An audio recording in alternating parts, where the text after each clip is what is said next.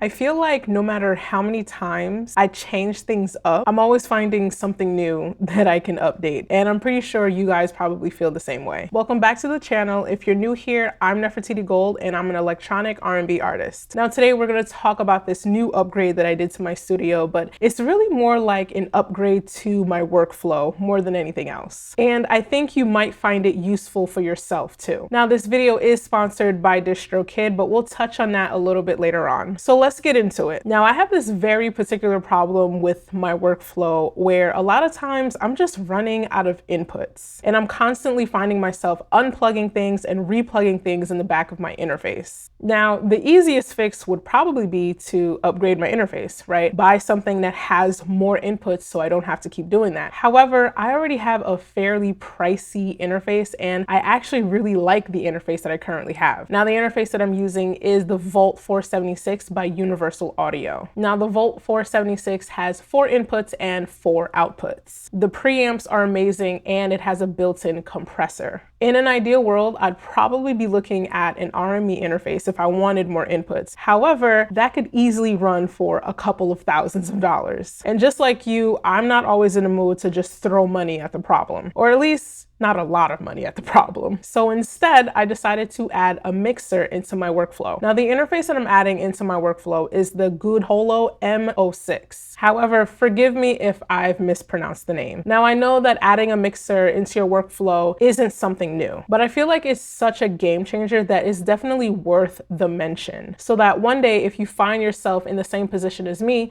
this can be an option that you can explore yourself too. Now, I definitely want to get into the nitty-gritty and discuss how I have this mixer incorporated into my workflow. But first, let's talk about today's sponsor, DistroKid. DistroKid is by far the leading distributor for independent musicians. They're always developing new tools to help us make our lives easier so that we can focus on making music. One of the latest tools that DistroKid has developed is Mixia. With Mixia, DistroKid members can put the finishing touches on their tracks in just minutes. You can get a customizable and polished final result that is release ready. And for $99 a year, you get unlimited mastered tracks. And we all know that nothing will replace a real human mixing engineer, but if you're an artist that is limited on time and resources, Mixia is a great tool to have in your arsenal. And of course, if you're not already a DistroKid member, go ahead and use my link in the description below to get 7% off your first year. All right, so let's talk about this mixer and how I have it integrated in. Now, signal flow can be a little confusing sometimes, so I came up with this drawing to kind of help illustrate it a little bit better, but forgive me if it's not perfect. Now I have a small side table next to my desk where most of my gear just sits there,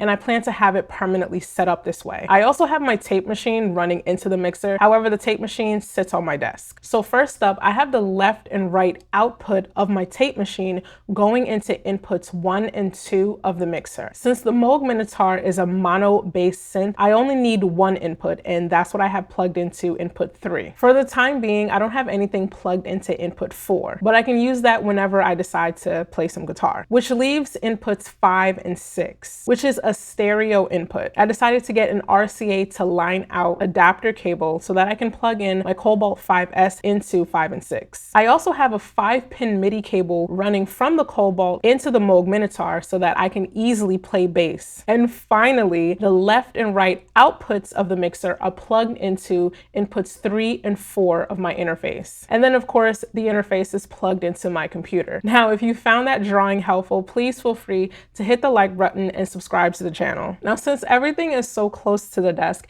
if I ever wanted to record some synth patches off of my Argon, there's enough room on top of my desk that I can put it right there and I can easily plug it into the mixer. Another great feature of this mixer is that it does have some built-in effects. So if you like to use guitar pedals with your synthesizer, this can be a great option to help streamline your workflow. Now, off the top of my head, I don't remember the names of all of the presets. However, I do refer back to the manual for whenever I need to. Since I've added this mixer into my workflow, I have definitely reduced the amount of times that I'm plugging something in and out, cables everywhere, moving things all about, and it's just made life way easier. And I'm also curious to know if you guys have experienced the same issues. And I want to know if you found your own workaround or if you're also using a mixer. Definitely let me know in the comments below, and I'll see you guys in the next video.